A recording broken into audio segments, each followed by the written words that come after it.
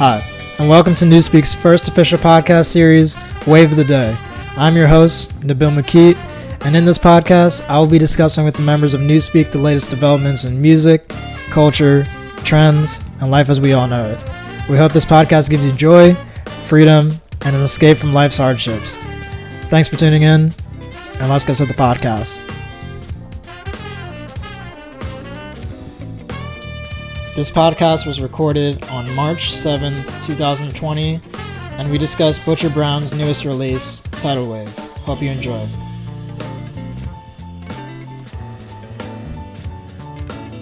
What's up, guys? Newspeak in the building. We're here. What's up, y'all?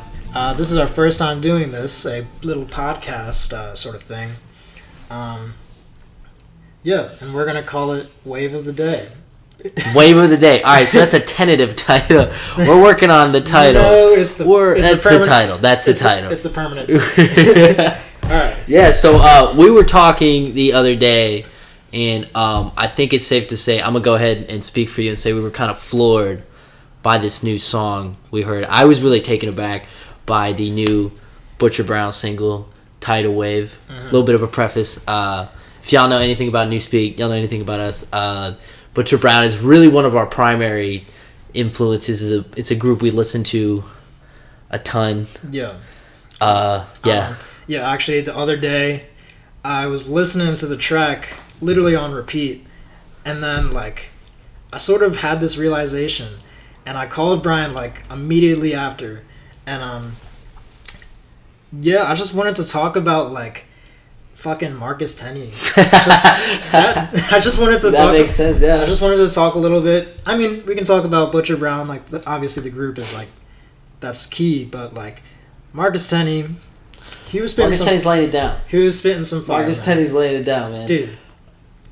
So what I was initially, because I have a lot of things I want to talk about with this single. Mm-hmm. I think it's a very interesting direction that they're going in. Uh-huh. And the first thing I noticed was how short that track is. Yeah. That track's 3 minutes, 3.5 minutes. Yeah. If you know anything about them, all of their songs are usually very extensive, around 7 minutes. I looked back after I saw that, and I found the tracks were around there, usually have long solos, usually extended grooves. This one's only 3.5 minutes, which feels a lot shorter, obviously, than their older songs, because it is a lot shorter. Another thing I noticed immediately right off the bat starting the song was that this is their crispest song to date in terms of production. Yeah. In terms of production. That's what I was their 2014 debut album, All Purpose Music, is very rough around the edges, and I think you can... that's very intentional. That's not meant to be a dig. I think they very intentionally went for a lo-fi sound. Yeah. I just immediately off the bat when I heard that bass and just that vibe that Corey was laying down. Oh my god. And then I think it was the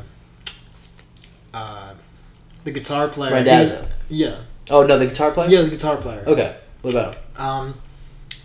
He was doing the yeah, so that comes back to another aesthetic choice I think they made, which we talked about immediately. Yeah. Which is, this feels cinematic. Yeah. This feels like a film score. Yeah, man. It reminds me of a band that we talk about a lot, Krong Band.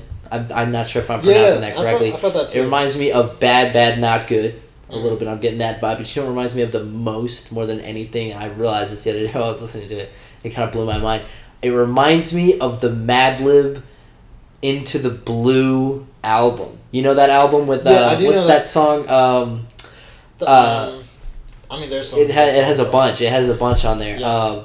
But that specifically, this feels like if you took that album, but put very fresh, very well produced, very well recorded instruments on it. Yeah, I think the instrumental is just dope, hands down. It's just it just grooves. Everyone has their role. Everyone's just fitting into the pocket, and it's just a super dope production. It's super dope, and it's interesting because the past 2 albums they've done have been sort of very focused on giving the presentation of a live recording. Yeah. This one feels very much not like that. Everything feels very deliberate. Everything feels very focused, rather than Live at the Vagabond, which was obviously a live recording, and their last studio production, which was not a live recording in front of audience. It was definitely intended to give the presentation of live. I feel like their first album, All Purpose Music, it was like very lush and like very thorough in like layering and stuff like that. Absolutely. You know, absolutely. It was like I wouldn't say like synthetic, but like definitely more like in the 70s, 80s vibe, you know. I hear lo-fi 100% with that album. Yeah. I hear lo-fi, and this is not. Oh, goddamn. Is that. Am I getting a phone call? Oh, son of a bitch. So, alright, and we're back. Short interruption there. I got a phone call. My Brian bad. Put your phone in airplane mode, guys. Pro tip to the podcasters Brian out there. was getting the booty calls. That's right. But as we were saying, they're committing to this studio aesthetic. So you're getting this cinematic vibe. Mm-hmm. You're getting a much shorter song, and you're getting a studio aesthetic. And I think that sort of macro concept relates well in the micro to Marcus Tenney's solo, because that's a short solo. It's a very brief solo. Yeah, it's sort of like how I explained it to Brian. I was like, this is just like a hip hop instrumental, and like Marcus Tenney just has the verse, and it's so short, but it says everything. It's so short. It says everything. I think so. And it feels like I was saying earlier, where on a lot of their old recordings, I think they sort of jam a little bit. Yeah. They focus a little more on the improvisation, and not saying that Marcus Tenney isn't improvising, but this feels very intentional. Everything he does is super deliberate. There's no filler. There's no point where I'm like, okay, he's just kind of riding the beat. Everything he does fills space, and he gets in, gets out, says everything he needs to say in a very brief way. And it's so cool that like he did that, because there's not many like records out right now, at least that I'm listening to, where people are just saying exactly what they need to say in less than 2 courses. That's probably like 1 course, and he says something like that, and he says it all. Absolutely. And so when I first heard it, I immediately was taken back by his solo, and then I just kept listening to it, and then I sort of realized, I was like, dude, he's doing like lyrical like melodies, and like he's basically just rapping on the saxophone. You think so? Yeah, he's just rapping on the saxophone. Like he's just like spinning some bars, and he's going in just like on the sax, and like that's so dope. And I know like me and you are both super influenced by him and like his lines and stuff, but like some of the stuff that he's saying, like especially right off the bat, it's just like, dude. I think the key thing is definitely his phrasing. Phrasing, and that's one of the solos we both love. The Marcus Tenney solo, maybe my favorite of his, is of course the Lysol solo from Live at the Vagabond, dude. And that is all his phrasing. And if any of you don't know, Marcus Tenney plays saxophone, but he also is ridiculous on the trumpet. He's ridiculous on the trumpet. It's funny because we're both. I play trumpet in Newspeak. Nabil plays saxophone. Yeah, and this man. I mean, I can't tell you how much he's influenced both of us. He's on fluid. Our respective instruments. He's fluid as fuck on both of them. He's definitely one of the finest musicians of our time. Yeah, dude. But as a digression, bringing everything back, I'm very interested in what they're going to do with this new album, because I'm wondering if this is going to be sort of like that Mad Lib Into the Blue, with a series of little cinematic vignettes that we're going to get, or is this just sort of a snapshot? And the rest of the album is going to be more like what they did on All Purpose Music. Because this is, this feels like the first real project they've done in terms of a studio studio aesthetic. A studio aesthetic. The last two were live. This one's going to be, I mean, this is a real album. Yeah. They're obviously putting a lot of work into this. Another thing I noticed that they did is they had a lot of sax layering on a lot of the melodies. They had a lot of synth layering. So this was obviously not recorded live. It couldn't have been. It's impossible. Yeah. I mean, unless they're just like that dope, you know? Well, no, I mean, there's... Unless they got multiple sax players in there, but there's definitely... I have a question for you. What's that? What's your thought on the title? Tidal Wave.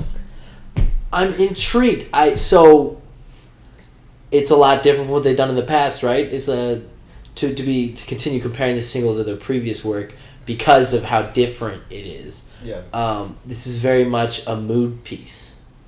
This is very much a vibe, as we've been stating. And I think that title specifically is meant to color the music that they're playing in a way.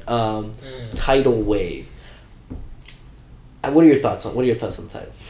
I mean, I think it just is what it is. It's a tidal wave, you know? I feel like in a couple days, this is just a prediction, obviously not informed, but in a couple days, like, I feel like this song could, like, really just pop off, you know? You think so? And it could send them into a really, like, big audience, you know? And so I think they knew intentionally, like, when to drop it. I mean, shit, we got, like, the coronavirus going on, and, like, you think, you know, so you think that has to do with it? Political, yeah, I mean, okay, like, the politics going on right now. You think there's an apocalyptic message in there? So, all right, that you might, there might be some. I don't know if I'm going to agree with you on that one, because I think that's a bit of a stretch. I'd be very interested if they did that. I'd be very... Yeah. I guess it's just, like, the feeling of, like, turmoil right now, and it's just, like, definitely confusion, you know. I feel like Tidal Wave is, like, you know, there's a wave coming, you know. There's a wave coming. So, okay. I'm wondering if the new album is going to have a theme like that. Yeah. If this is just a one-off track. I'm really not sure. They haven't really... I haven't heard any press. In fact, I kind of just heard about the single the day it was coming out from their Instagram. So... Yeah. I don't know what the marketing is like for this, but... I didn't even know this single was coming out. Yeah, I don't think anybody did. Yeah. It might have just been announced. Yeah. But yeah, I think that kind of wraps up our thoughts. We're pretty happy with this one, Butcher Brown. As you can see, we're definitely excited for whatever comes next. Yeah, definitely. Yeah, it's gonna be great stuff. Well, thanks guys. Yeah, thanks for listening. We are. I'm Brian Mawson. I'm Nabil McKee. We're both in Newspeak. Yes. And this is the wave of the day. This is the wave of the day. That's right. I think it's sticking. It's growing on me. It's growing on me. All right. We'll talk to you guys later. All right. Peace. Thank y'all for tuning in. And if you like what you heard, you can follow us on our social medias. Our Instagram is @newspeak_NOLA. That's NUSPEAK_NOLA. Our Facebook is @newspeaknola. That's NUSPEAKNOLA. And our Twitter is @newspeakn. That's NUSPEAK and the letter N. You can find our music under Newspeak on Spotify, Apple Music, Amazon Music, Tidal, YouTube, and basically any major music distributor. Feel free to like, comment, and share our posts, and feel free to direct message us if you want to see anything different with this new format. Until next time.